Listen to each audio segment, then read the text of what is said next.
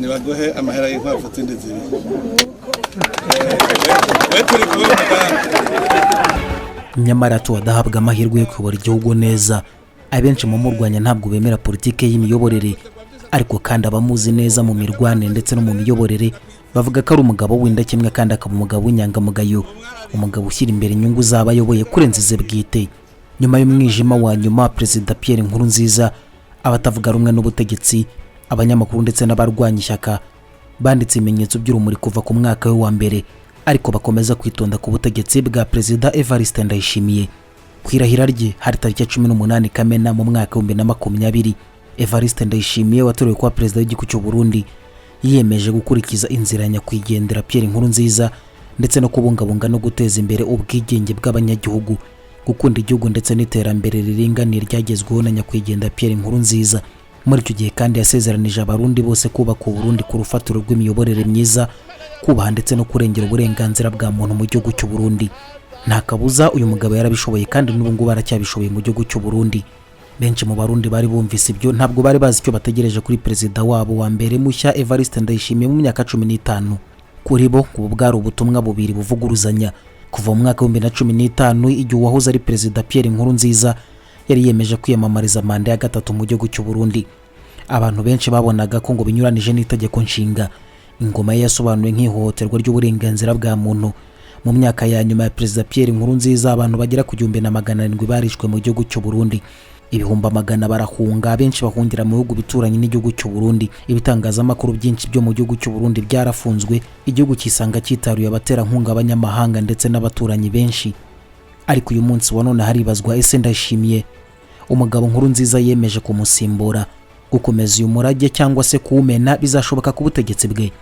Umwaka urenga muri perezidansi ye, abarundi bizeye ntashidikanya icyerekezo cy'igihugu, ariko kandi ibintu byatumye badakomeza kugira impungenge zikomeye ku butegetsi bwa Perezida Evariste Ndayishimiye. Ikaze kuri Perezida Evariste Ndayishimiye watowe nka perezida w'u Burundi mushya tariki 18 Kamena 2020 ubwo yarahiraga. Ese uyu mugabo atandukaniye hehe na nyakwigendera Pierre Nkurunziza? Mbaye ikaze kuri Focus on Africa. Nta maraya nta muhabara atera umugisha, shaka kubikore winyegeje, Imana irakubona. Nta muntu abindongozi yuka mu bagore ingo mwirirwa murasambagura, icyo mucihanganire cyane.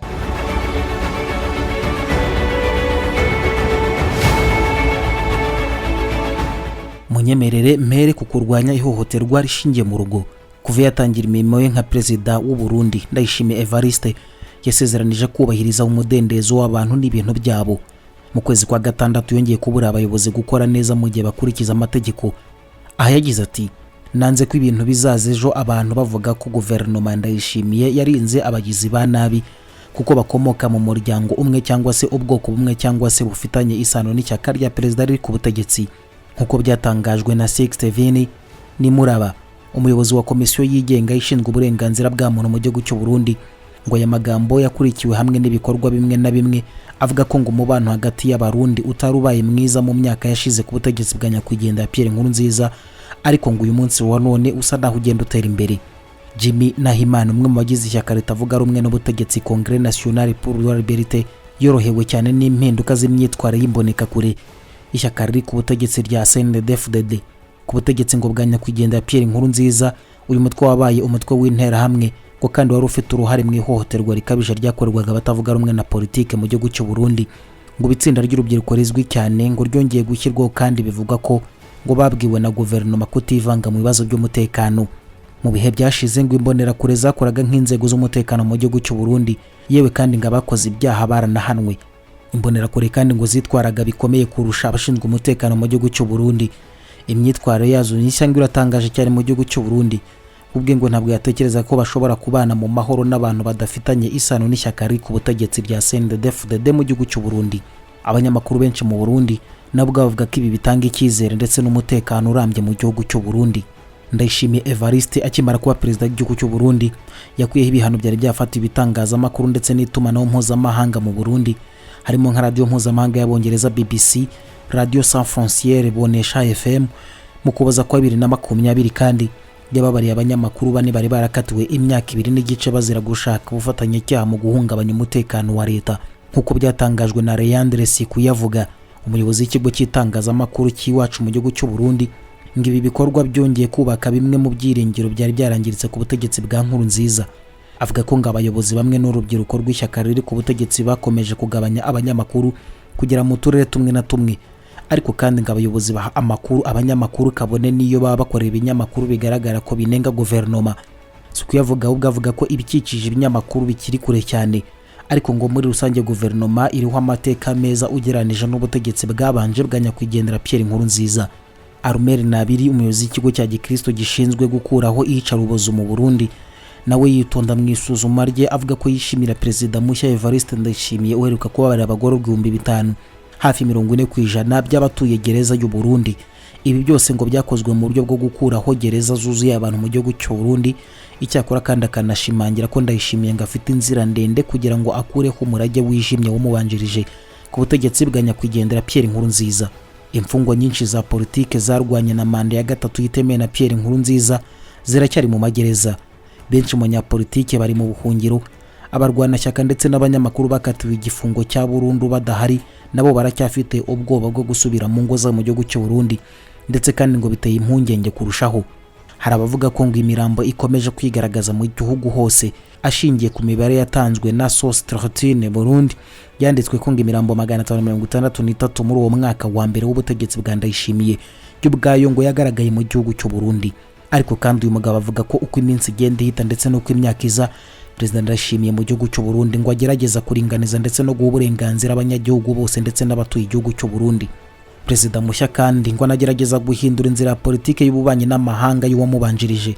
Igihe Nkurunziza yavugaga ko ku butegetsi ngo Burundi bwari igihugu cya pariya kandi gitandukanijwe na guverinoma nyinshi zo mu karere n'ibihugu by'abaterankunga. Ibi ngo ni nabyo byatangiye guhinduka ku butegetsi bwa Evariste Ndayishimiye. Mu gihe nyakwigendera Pierre Nkurunziza yakoraga urugendo rwe gusa mu mahanga muri manda ye ya nyuma y'imyaka 5 yerekeje muri Tanzania yunze ubumwe, Ndayishimiye yasuye diplomasi mu bihugu nka Kenya, Misiri, Repubulika ya Demokarasi ya Kongo, Kenya, Guinea Equatoriale ndetse na Repubulika ya Centrafrica nka kimwe na Tanzania. Kubera umutekano, ibintu byateye imbere cyane ku butegetsi bwa Perezida Evariste Ndayishimiye. Akanama k'umuryango w'abibumbye gashinzwe umutekano kavanye u Burundi ku murongo w'ibyigwa mu kuboza kwa 2020, kavuga ko ngo amatora rusange y'amahoro yaranze icyiciro gishya. Kuva muri Gashyantare, umuryango w'ubumwe bw'ibihugu by'Uburayi EU wanatangiye guhura na guverinoma y'u Burundi kugira ngo baganire ku gutangiza inkunga y'amafaranga yahagaritswe mu mwaka wa 2016. Guverinoma y'u Burundi ubwayo yishimiye imibanire, ariko amatsinda menshi yanihanangirijwe cyane ku kwirinda kwihuta. Mu ibaruwa ifunguye yasohotse muri Kamena, imiryango 12 y'abarundi ndetse n'umuryango mpuzamahanga uharanira uburenganzira bwa muntu yihanangirije umuryango w'ubumwe bw'ibihugu by'Uburayi ko nta terambere rifatika ryatewe ku kibazo cy'uburenganzira bwa muntu ndetse no kubahana gukabije kwihohoterwa rikabije ry'uburenganzira bwa muntu mu gihugu cy'u Burundi. Ngo nubwo hari byinshi byari biherutse gukorwa, ngo bikorwa byitaruye byakozwe na guverinoma y'u Burundi. Bahamagariye kandi umuryango w'ubumwe bw'ibihugu by'Uburayi kudashingira ku masezerano ya guverinoma ndetse no kuvugura uburenganzira bwa muntu, ahubwo bwabo bakagomba gushimangira kubujuje ibisabwa. Zimwe mu mpungenge z'ingenzi zagaragajwe n'abarwanashyaka benshi nuko ngo abantu benshi bakomeye kuva mu gihe cya Nkurunziza bari bagifite uruhare rukomeye. Urugero ni Minisitiri w'Intebe Guillaume Bunyoni na Minisitiri w'Ubutegetsi bw'igihugu Gervais Ndirakobuca, abo bwabo ngo bafatirwaga ibihano by'uburengerazuba kubera uruhare bakekwagaho kugira mu gushaka imyigaragambyo ndetse no kuyiteza. Inshingano z'aba bagabo zikomeye, bamwe mu gihugu cy'u Burundi ngo babibonaga nk'ibimenyetso byerekana ko guverinoma nshya yari gukomeza gahunda imwe, mu gihe abandi bavuga ko ngo iyi mibare y'ubwayo yashoboraga kubangamira ubufatanye n'ubumwe bw'ibihugu by'Uburayi kugira ngo birinde. Nubwo hari intambwe ishimishije ishobora kuba isa naho idashoboka mu myaka mike ishize, Uburundi baracyafite inzira yo guca ukubiri n'imyaka ya nyuma ya Nkurunziza. Hariho ibintu byinshi bifitanye isano n'inyungu zishingiye ku kumenya ko Uburundi buzahinduka, ariko nk'uko umuhanga mu bya politike Guillaume Ndayikengurutse abitangaza, aya makuba ashingiye ahanini ngo ku mugabo umwe. Uyavuga ko ngo bidakwiye kwibanda ku bantu bake. Perezida wa Repubulika ngo afite imbaraga zikomeye igihe cyose azikoresheje neza. Perezida Evariste Ndayishimiye Neva uyu munsi wa none igihugu cy'u Burundi amaze kugishyira ku murongo mwiza, demokarasi, ubwisanzure ndetse no gusabana kw'ibihugu by'amahanga, yewe kandi mu gihugu hose abarundi babanye neza, ni nako kandi bahuriza hamwe imbaraga zo kubaka igihugu cyabo nk'u Burundi.